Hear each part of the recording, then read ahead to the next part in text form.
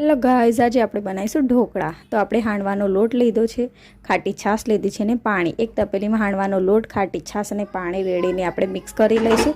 2 થી 3 કલાક હવે તેને રાવા દઈશું। હવે એક ખાણીમાં સૂકું લસણ, લીલા મરચાં અને જીરું એડ કરીને આપણે તેની પેસ્ટ કરી લેવાની છે। હવે આપણે ખીરામાં મીઠું એડ કરીશું, ખાંડ એડ કરીશું અને ટીચેલી પેસ્ટ એડ કરવાની છે અને તેને આપણે મિક્સ કરી લઈશું।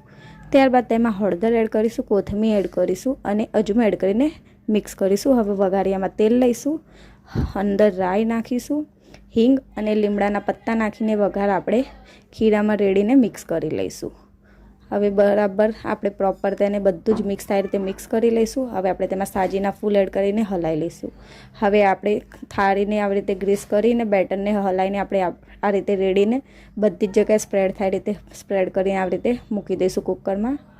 જોઈશું થોડી વાર રહીને તો આપણા ઢોકળા થઈ ગયા છે। આ રીતે આપણે તેને પીસ કરી લઈશું, ઉખાડી લઈશું અને તૈયાર છે આપણા ઢોકળા।